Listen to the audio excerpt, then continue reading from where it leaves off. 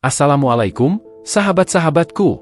Selamat datang di channel Mutiara Ilmu, tempat kita menjelajahi kisah-kisah inspiratif dari dunia Islam. Kisah yang akan kita bahas hari ini bukan hanya tentang kesulitan, tetapi juga tentang harapan, keberanian, dan pelajaran hidup yang bisa kita ambil. Dari pengalaman pahit yang dihadapi hingga momen-momen indah yang mengubah hidupnya, kita akan melihat bagaimana keteguhan iman bisa membawa seseorang menuju kebangkitan.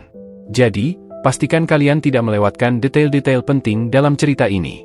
Siapkan diri kalian untuk terinspirasi dan mari kita mulai perjalanan ini bersama-sama. Jangan lupa untuk subscribe dan aktifkan notifikasi, agar kalian tidak ketinggalan konten-konten menarik yang akan kami hadirkan.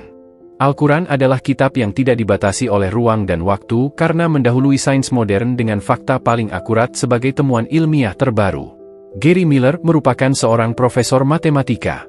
Dia dibesarkan di Kanada. Sekolah-sekolah keagamaan adalah tempatnya menimba ilmu. Selain mendapatkan pengetahuan, dia di sana juga mendapatkan keimanan. Dia kemudian belajar teologi di Universitas Wheeling Jesuit, Amerika Serikat. Prestasi akademik banyak diraihnya di sana. Anugerah kecerdasan telah memudahkannya memahami berbagai ilmu pengetahuan. Berkat kecerdasan dan bakatnya, dia menjadi pendukung penyebaran agamanya yang aktif dalam berbagai kesempatan. Dia menyebarkan keyakinannya kepada khalayak ramai. Dengan penuh semangat, lelaki itu berdiri di podium dan menjelaskan ajaran keimanan yang ketika itu diyakininya benar. Ceramahnya juga ditayangkan di televisi. Kemudian, ia mendapat gelar doktor dalam bidang matematika dari Universitas Toronto. Pemikiran ilmiah Miller kerap berbenturan dengan ajaran agama yang dianut. Hal ini membuatnya tidak nyaman sehingga dia lebih memutuskan untuk berpindah ke agama lain. Dia juga berpindah-pindah rumah ibadahnya selama 9 tahun karena tidak mendapatkan jawaban dari pemuka agama soal ketuhanan. Pertanyaan dan penjelasan Miller kerap membuat pusing pemuka agama. Mereka yang seharusnya mampu memberikan jawaban untuk menambah keimanan masyarakat, malah terdiam. Pemuka agama itu tak dapat memberikan jawaban yang memuaskan kepada Miller. Ketidakpuasan yang muncul karena jawaban itu tidak didiamkan. Miller mencoba mencari cara lain untuk mendapatkan jawaban yang dapat menghilangkan rasa penasarannya. Kali ini dia tidak lagi menghujani pemuka agama dengan berbagai pertanyaan mengenai ketuhanan. Dia membaca buku-buku tentang Islam karangan orientalis. Ketika membaca buku itu, Miller tidak melepaskan sikap kritis. Dia tetap mempertanyakan kesimpulan-kesimpulan orientalis yang kerap memojokkan ajaran Islam dan Nabi Muhammad. Bagaimana mungkin seorang nabi yang ajarannya kini mendunia disebut tidak waras?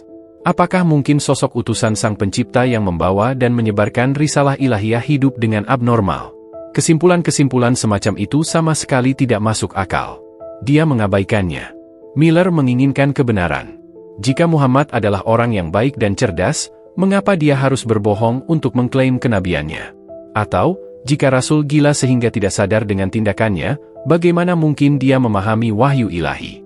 Jawaban tentang semua kegelisahan Miller ternyata ada dalam Al-Quran Surah Az-Zariyat ayat 52-53. Bunyinya adalah, tidak seorang rasul pun yang datang kepada orang-orang sebelum mereka, melainkan mereka mengatakan, ia adalah seorang tukang sihir atau orang gila. Apakah mereka saling berpesan tentang apa yang dikatakan itu? Sebenarnya mereka adalah kaum yang melampaui batas. Sindiran Allah dalam firman itu menyadarkannya bahwa tudingan orientalis bukan hal baru. Mereka hanya mengulang apa yang dilakukan masyarakat dahulu yang menolak risalah Islam. Al-Quran jelas menerangkan Rasulullah tidak berdusta. Kemudian, pandangannya kembali terbuka ketika membaca kisah anak Rasul Ibrahim yang meninggal dunia. Ibrahim meninggal bersamaan dengan gerhana matahari yang terjadi. Seorang sahabat Nabi pernah berkata, matahari hilang karena anak Rasulullah telah wafat. Rasulullah pun membantah perkataan sahabat. Matahari dan bulan tidak mengalami gerhana karena kematian atau hilangnya nyawa seseorang. Jawaban itu adalah bukti yang jelas bahwa Nabi Muhammad bukan pembohong ataupun orang gila. Inspirasi dari kalam ilahi itu menghadirkan kepuasan tersendiri. Miller kemudian makin semangat mendalami Islam. Pada tahun 1977 dia memutuskan untuk membaca Al-Quran. Dia juga mencari tahu apa yang benar dan salah di dalamnya. Dalam 3 hari dia membaca ayat-ayat ilahi. Setelah selesai, dia berkata kepada diri sendiri, inilah keyakinan yang telah saya katakan dan percaya selama 15 tahun terakhir ini. Pada mulanya dia meyakini, Al-Quran merupakan autobiografi yang membahas kehidupan Nabi Muhammad, keluarga, dan lingkungannya. Dia menganggapnya seperti kitab agama sebelumnya yang berisi hikayat orang-orang dulu. Namun, ia terkejut menemukan hal yang tak terduga. Ternyata Al-Quran hanya menyebutkan nama Rasulullah sebanyak 5 kali. Sementara, Al-Quran menyebutkan nama Nabi Isa sebanyak 25 kali. Adapun Nabi Musa disebutkan lebih dari 100 kali. Dia makin tercengang ketika menemukan surah Maryam. Sebaliknya, dia tidak menemukan satu surah pun dengan nama Khadijah, Aisyah, atau Fatimah. Dia juga tidak menemukan cerita yang berhubungan dengan perasaan pribadi Rasulullah. Selain itu, tak ada ayat Al-Quran yang menceritakan euforia kemenangan Perang Badar atau penderitaan setelah Perang Uhud. Miller menemukan tidak ada satu kata pun yang disebutkan dalam Al-Quran tentang kesedihan yang menimpa Rasulullah. Karena kitab ini berasal dari Allah, bukan Muhammad. Pada saat pertama kali mengetahui Al-Quran, dia sempat berpikir bahwa konten di dalamnya adalah pengetahuan kuno yang dibuat oleh pria gurun pasir ribuan tahun lalu. Setelah membaca ayat-ayat di dalamnya, dia menyadari prediksi itu tidak tepat. Al-Quran adalah kitab yang tidak dibatasi oleh ruang dan waktu karena mendahului sains modern dengan fakta paling akurat sebagai temuan ilmiah terbaru. Miller kemudian memberikan penghormatan setinggi-tingginya kepada Al-Quran. 200 tahun lalu, ilmuwan Belanda Antony Leeuwenhoek telah menemukan bahwa 80% tubuh manusia terdiri atas air. Dia tidak tahu bahwa Al-Quran telah lebih dahulu menyebutkannya.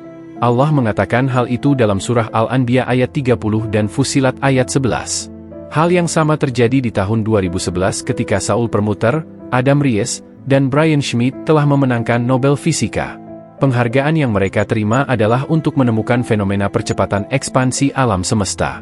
Sekali lagi, fakta ilmiah ini sudah ada di dalam Al-Quran dalam surah Az-Zariyat ayat 47. Ayat embrio. Al-Quran juga telah berbicara tentang tahap-tahap embrio. Surah Al-Hajj ayat 5 menarik perhatian Profesor Keith Moore, rekan sejawat Miller di Universitas Toronto. Moore adalah profesor embriologi dan penulis buku terkenal, The Developing Human. Buku ini merupakan referensi mahasiswa Fakultas Kedokteran Dunia. Al-Quran membuat tanda di buku-buku Profesor Keith Moore. Dalam edisi selanjutnya, dia menambahkan informasi yang dia pelajari dari Al-Quran tentang embriologi. Namun, dunia telah bangkit saat Keith Moore mengeluarkan buku tentang embriologi klinis. Di dalamnya, dia menulis tentang diutamakannya Al-Quran dalam menyebutkan fakta perkembangan embrio. Miller kagum dengan kesepakatan penulis Barat bahwa Al-Quran tidak dapat ditulis oleh Rasulullah. Karena ini adalah buku pengetahuan berisikan topik yang menakjubkan. Kesimpulan tersebut menunjukkan dengan arif bahwa Al-Quran adalah wahyu ilahi. Klaim yang paling mudah adalah bahwa beberapa komite anonim membantu Rasul mengerjakannya. Namun, ada yang bilang, setan membantunya mengarangnya. Ini adalah kesimpulan yang penuh fitnah. Miller memikirkan secara mendalam tentang klaim terakhir dan menganggapnya sebagai semacam pelarian dan kegagalan untuk menghadapi kebenaran.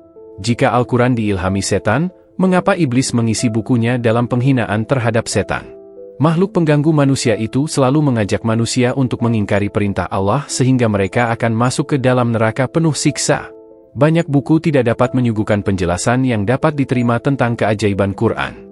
Berbagai kesimpulan buruk tentang Islam selalu dilontarkan dalam berbagai media. Namun, itu semua justru menjadi pemicu orang untuk lebih mendalami hakikat Islam.